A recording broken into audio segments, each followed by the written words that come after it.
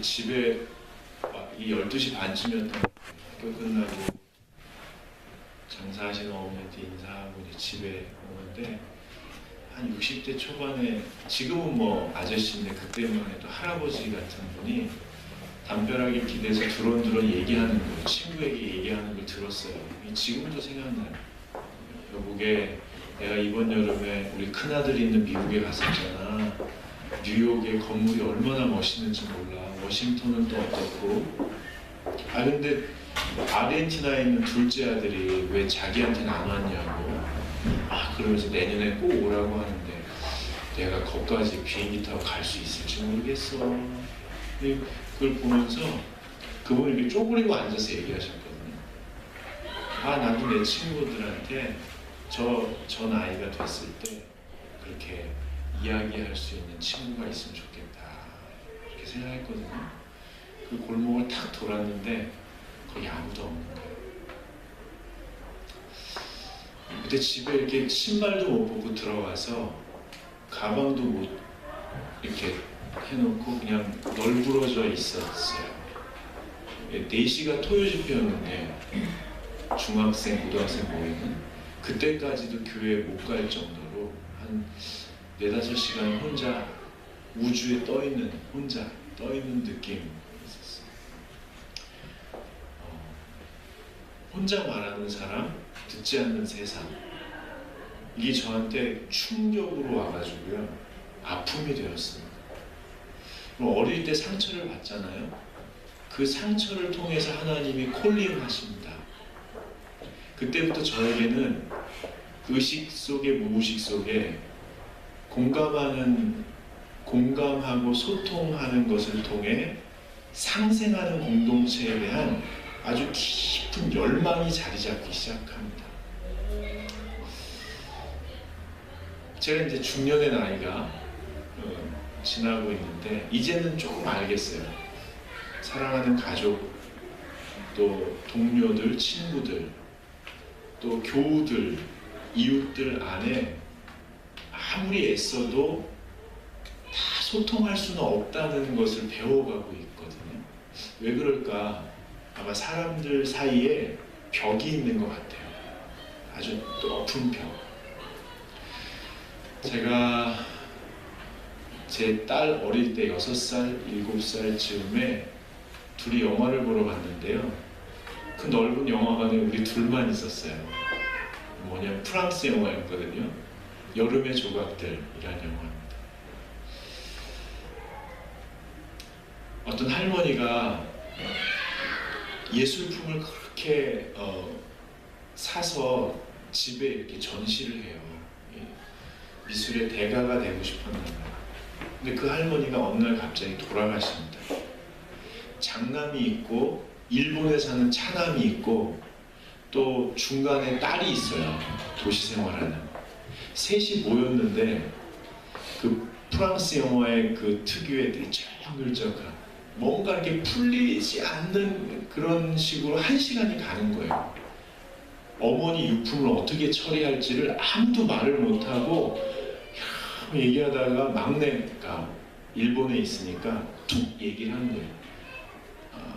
유품을 팔자, 이 집하고. 그랬더니 장남하고 둘째 딸하고 어떡해요 어머니, 막 이렇게 하다가 그럴 수밖에 없겠지. 정리가 딱 됐어요. 팔기로 했습니다. 근데 그 장남의 첫째 딸, 이 할머니의 증손녀죠. 할머니의 이제 손녀인데 고등학교 2학년짜리 아이가 그 집에 친구들 한 50명을 초대했어요. 마지막 파티를 하는 거예요. 3, 4, 5 노래하는 애, 춤추는 애, 먹는 애, 수다 떠는 애, 게임하는 애 이렇게 있는데 이 고등학교 2학년 여자아이가 혼자 시끄러운데 할머니와 함께 산책하던 오솔길에 접어들어요. 그러니까 그 아이에게 관심이 있는지 남자아이가 하나가 멀리서 따라붙더라고요. 그리고 호숫가를 같이 걷고 넓은 평야가 나오는데 거기 높은 담이 있었거든요. 그 위에 둘이 걸터 앉은 게 마지막 장면이에요. 이 여자에게 얘기하는 거예요. 어른들이 이 집을 팔았대. 이게 마지막이야. 하고 또 침묵.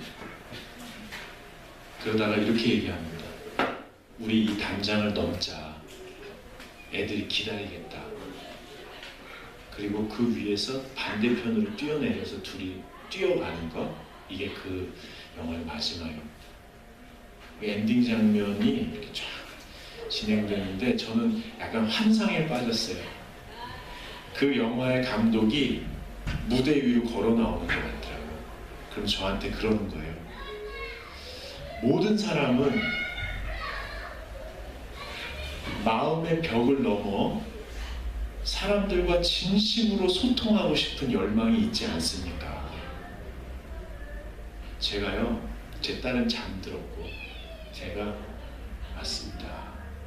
저도 그렇고 당신도 그렇고 우리 모두가 그렇습니다.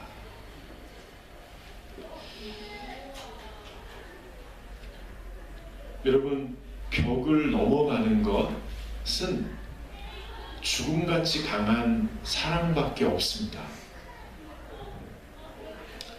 폴 틸리라는 목사님이 이렇게 얘기합니다. 사랑의 첫 번째 의무는 그저 들어주는 것이다.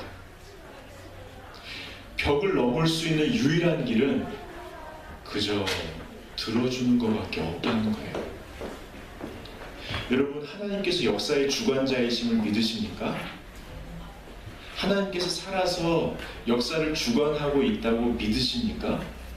그렇다면 이 시대에 많은 사람들이 선택한 지도자를 보십시오. 사람들에게 영향력 있는 지도자가 갖고 있는 자질이 뭔지 보십시오. 저는 두 명을 얘기하려고 하는데요. 오바마 아시죠? 지금 고생하고 있습니다. 오바마의 정치 철학은 공감의 정치입니다. 아버지가 집을 떠나고 나서 어머니와 함께 제3세계에서 생활하다가 이 오바마가 초등학교에 가가지고요, 맨날 놀림을 받는 거예요. 어린 오바마가 집에 들어오면서 하는 말이 늘 똑같았다고 합니다. 엄마, 누가 나 때렸어요 하고 울고, 엄마, 누가 나 놀렸어요 하고 우는 거예요. 엄마가 기도하다가 얘 이러다 바보 되겠다. 하나님께서 마음에 질문을 주셨대요. 그래서 그 질문을 엄마 하고 들어오는 아이한테 바로 던졌답니다. 그 질문이 뭐냐면, 네가 그 아이의 입장이라면, 네가 지금 엄마한테 얘기하려고 하는 그 아이의 입장이라면 너는 너를 보면서 뭐라고 생각했겠니? 매일 그 질문을 하는데, 네가 그 아이라면 널 보면 뭘 느끼겠니? 네가 그 아이였다면 널 보면서 뭘 생각했겠니? 오바마가요, 어릴 때 관점이 완전히 전환됩니다. 다른 사람 입장에서 자신을 보기 시작합니다. 민주당 대표로서 공화당 정책까지 그대로 받아들이면서 다 같이 공감할 수 있는 그런 안을 내놓다 보니까 정치꾼들에게 휘둘리면서 아주 고생하고 있습니다. 반기문 사무총장의 정치 철학은 정치인이 되기 전에 사람이 되라. 그의 어머니 권사님께서 기도하시면서 아들에게 늘 하셨던 말씀이라고 합니다.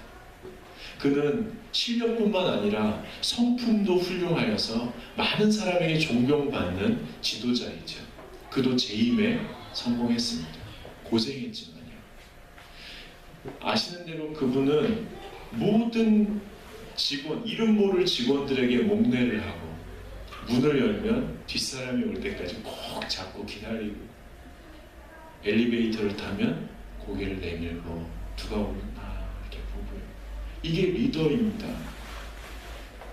한 번은 토요일날 아침에요, 조간신문을 보고 자기가 외무부 장관에서 경질됐다는 것을 토요일날 아침에 출근해서 알게 됩니다. 그가 짐을 정리하다가 바쁘게 어디로 갔습니다. 어디로 갔냐면 옛날에 부하 직원이었던 어린 소녀였던 그 친구가 옛날에 부탁한 결혼 주례가 그날이었습니다. 핸드폰도 없던 시절에 경질됐다는 사실을 알면 다 칩거해버리니까 부모들이 결혼 당사자가 걱정할까봐 2시간 먼저 예식장에 가서 거기 앉아 있었다고 합니다.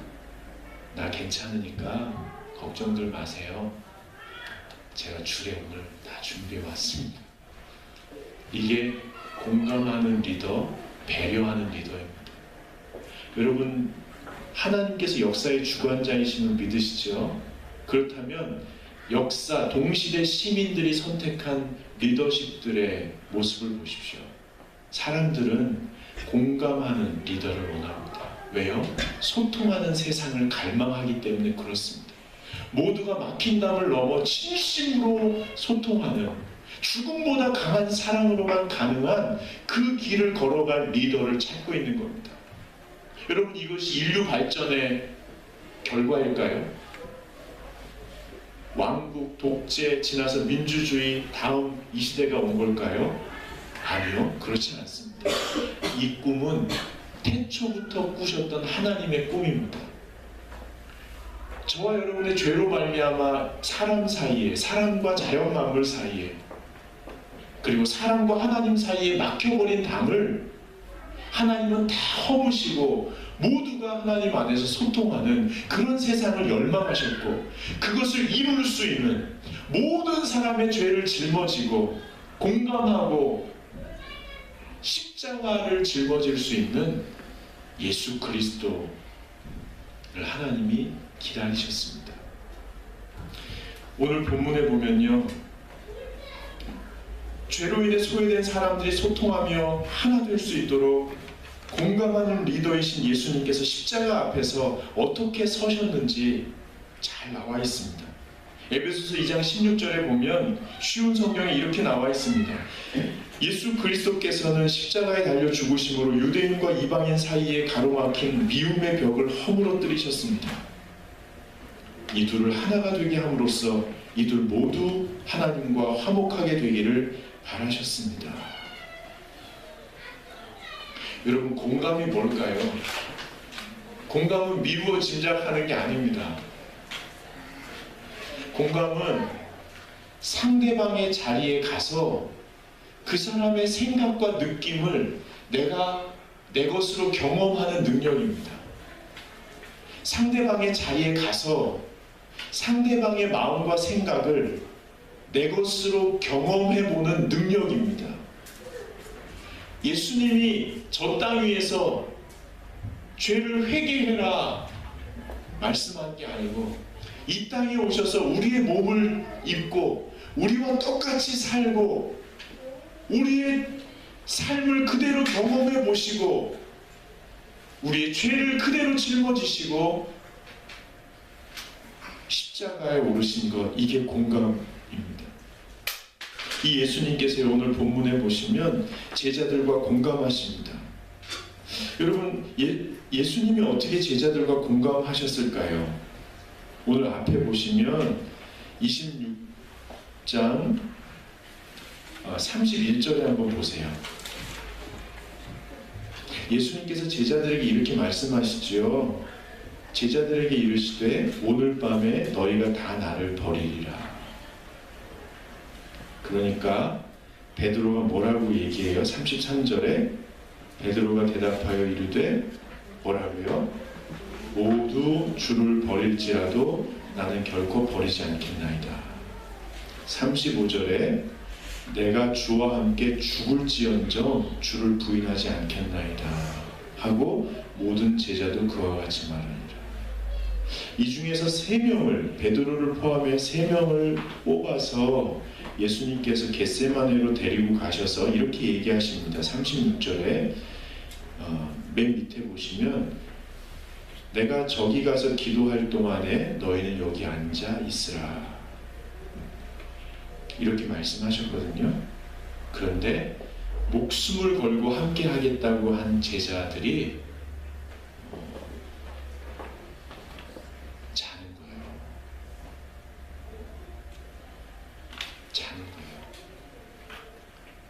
방금 전에 목숨을 걸고 예수님을 지킬게요 했는데 지금 예수님이 야 내가 너무 죽겠다.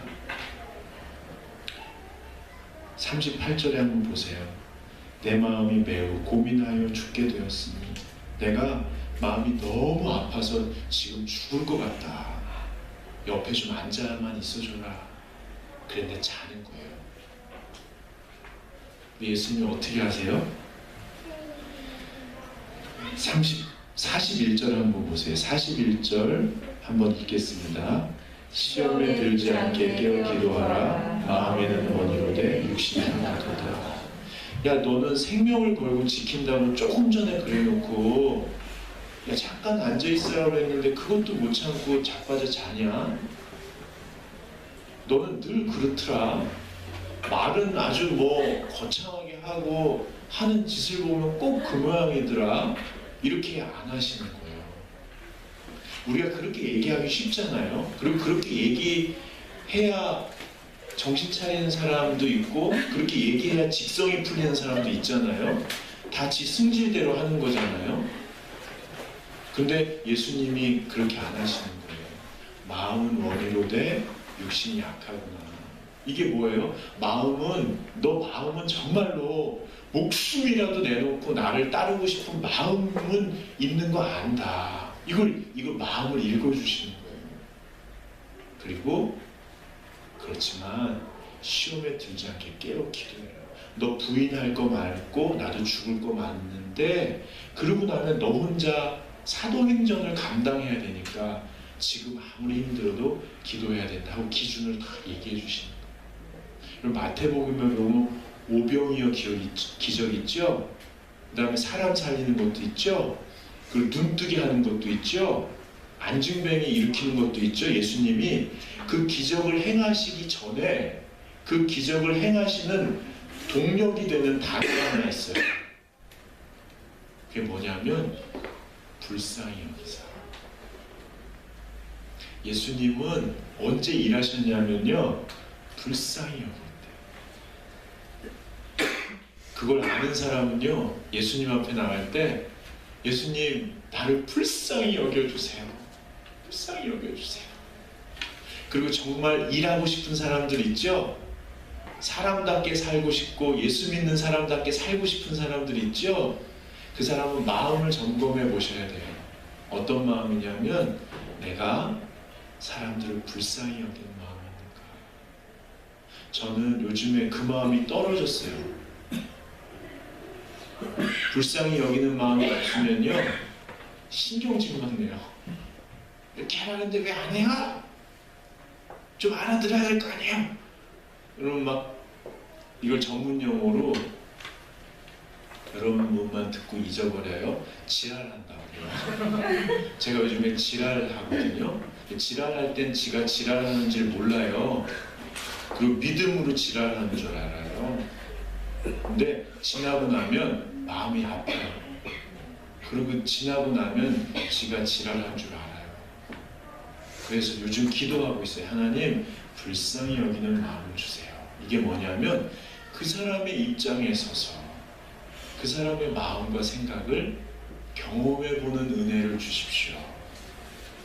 여러분 누가 그렇게 할 수 있을까요? 누가 신이 아닌데 그 사람 입장에서 그 사람의 마음과 생각을 경험해 볼 수 있을까요? 그것은 오늘 주님이 보여주시는데요. 하나님과 공감하는 사람이에요. 하나님. 마가복음 2장 35절에 보면 새벽 아직도 밝기 전에 예수께서 일어나 나가 한적한 곳으로 가사 거기서 기도하시더니. 여러분 예수님이 어떤 기도를 드리셨을까요? 매일매일. 예수님은 아마 십자가를 지실 날을 바라보고 계셨을 것 같아요. 그리고 그 길에 도달할 때까지 오늘도 그와 같은 길을 걸어갈 수 있게 해주십시오. 그 십자가의 길을. 42절에 보세요. 내 아버지여, 만일 내가 마시지 않고는 이 잔이 내게서 지나갈 수 없거든 아버지의 원대로 되기를 원하나이다. 마치 예수님이 아버지의 소원을 수용하시는 듯한 분위기예요. 아버지의 소원대로 되기를 원하나이다. 아버지의 소원이 뭐예요?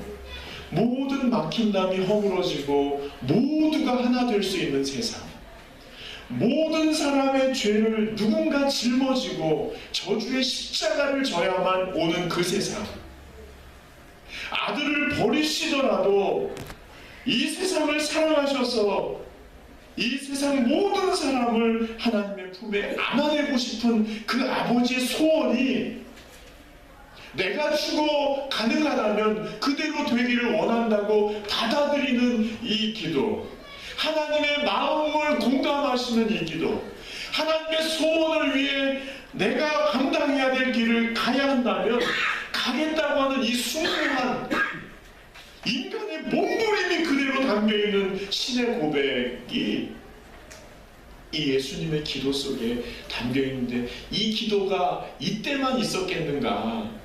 마가복음 2장 35절에 새벽 오히려 미명해. 여러분의 기도가 그렇지 않으세요? 여러분의 하나님 앞에서의 기도가 주님의 뜻이 이루어지는 게 이 길이라면 제가 묵묵히 받아들일 수 있도록 하옵소서. 하나님의 마음을 공감하는 기도 아니셨던가요?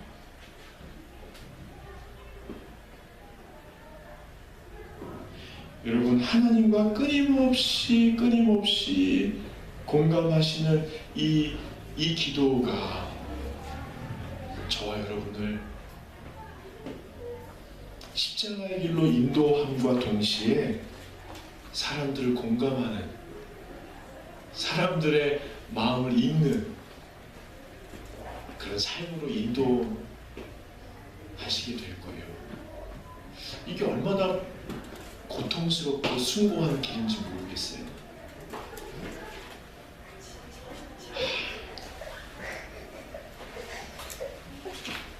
여러분, 그렇다면 누가 하나님의 마음을 읽을 수 있을까요? 누가 하나님의 마음을 읽을 수 있을까요? 저는 오늘 마지막 이 얘기가 참 중요하다고 봐요. 저는 이것을 한국교회가 놓쳤다고 생각이 들어요. 저는 한국교회 부르짖는 기도, 금식하며 함께 외치는 기도에 신비로운 영성이 있다고 믿습니다. 저도 그 영성을 경험하며 살았고요. 우리 교회도 자리가 잡히면 함께 기도하는 자리를 마련할 거예요. 왜냐하면 많은 분들을 따로 만나면 저 알고 있는데 기도를 못해요. 기도해도 주님의 뜻대로 살 힘이 없어요. 그런 분들이 우리 교회에 많이 계세요. 저도 마찬가지고요. 그럴 때는 함께 모여서 찬송하고 부르짖을 때 힘이 나서 일주일을 또 살 수가 있거든요. 저희가 섣불리 만들지는 않을 거지만 기도하는 그 시간을 꼭 만들고 싶어요. 저를 위해서 그래요. 저를 위해서. 근데 또 강조할 게 뭐냐면요, 하나님과 공감할 수 있는 비결은 자기 자신과 공감하는 거예요. 자기의 생각, 자기의 느낌을 자기가 스스로 읽어주는 겁니다. 왜 이런 생각을 하고 있고 이 느낌은 어디서부터 비롯됐는지 숨겨진, 자기도 속고 있는 자신의 의도, 자신의 생각의 뿌리, 자신의 느낌이 어디에서 배운 생각에서 비롯된 것인지, 그게 뭐 그렇게 당연하다고 그걸 진리 삼아서 자기도 못 살게 억압하고 그것으로 남들을 재단하느라고 바쁜지 이걸 읽기 시작하는 거예요. 그래서 침묵이 필요합니다. 그래서 듣는 게 필요합니다. 여러분, 오늘 39절 말씀 한번 보실까요? 여기 예수님 말씀하시는 거 봐요. 내 아버지여, 만일 할만하시거든 이 잔을 내게서 지나가게 하옵소서. 할만하시더니 무슨 일이냐, 믿는 자에게 능치 못함이 없느니라라고 꾸짖으셨던 예수님이 오늘 이렇게 기도하고 있어요. 할만하시고 얼마나 조심스러운가요? 이제 곧 십자가를 지셔야 되는데 다 알고 계시면서도 막판에 하나님 앞에 얘기하는 거예요. 이거 안 지면 안 되겠냐고, 이거 돌아가면 안 되겠냐고.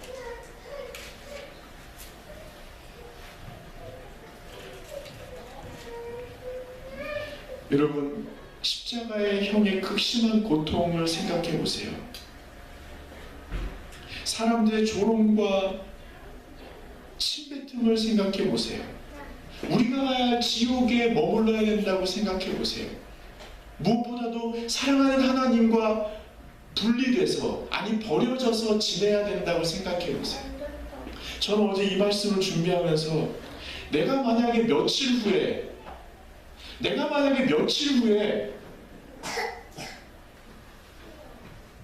제가 그냥 느낌을 말씀드리면, 며칠 후에 살갗이 다 벗겨져서 말라 죽는다면 지금 그 공포가 갑자기 쑥 밀려오는 거예요. 발로 떨리는데요, 인간의 몸으로 이 고통과 두려움을 직면하고 계실 이 예수 그리스도의 마음을 한번 느껴보시자고요. 그럼 당연하죠. 이 잔을 내게서 옮겨달라고 고백할 수밖에 없죠. 예수님은 지금 자신의 마음과 생각을 그대로 들여다보고 하나님 앞에 고백하십니다. 이에 대해서 하나님이 전혀 책망하지 않으세요. 너는 이제 다 된 밤에 왜 이러냐?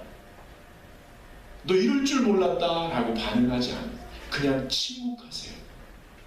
여러분, 침묵의 의미가 뭘까요? 대답 없는 이 상황의 의미가 뭘까요? 예수님이 솔직하게 자기의 두려움과 공포와 고통과 절규를 당신이 아는 단어로 머리를 땅에 박고 땀이 핏빛으로 물들도록 간절히 표현하고 계실 때 하나님이 침묵하셨다면 그 침묵의 의미는 뭘까요? 너의 말이 곧 나의 영혼의 울림이다. 너의 그 솔직하고 낱낱한 언어의 춤들이 나의 가슴이 똑같다야. 너의 고통이 나의 고통이고 너의 예견된 죽음이 나의 죽음이다. 내가 너를 버릴 때의 고통이 네가 나를 버릴 때의 고통과 똑같다. 그렇다면 침묵은 너와 내가 지금 함께하고 있다는 신뢰와 사랑의 또 다른 이름입니다.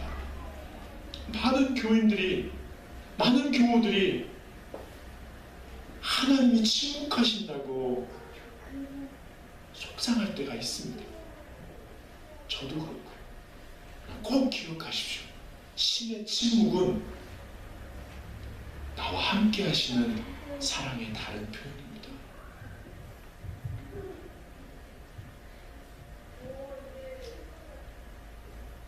나 자신과 공감하는 사람이 하나님과 공감하고, 하나님과 공감하는 사람이 사람들을 공감하는, 그래서 십자가의 길을 묵묵히 걸어가는 주님의 뒤를 따르고 많은 사람들의 마음을 읽고 많은 사람들에게 하나님의 영향력을 공급하는 그런 십자가의 사람으로 서게 될 줄로 믿으면서 저와 여러분이 이 길을 함께 가실 수 있기를 바랍니다.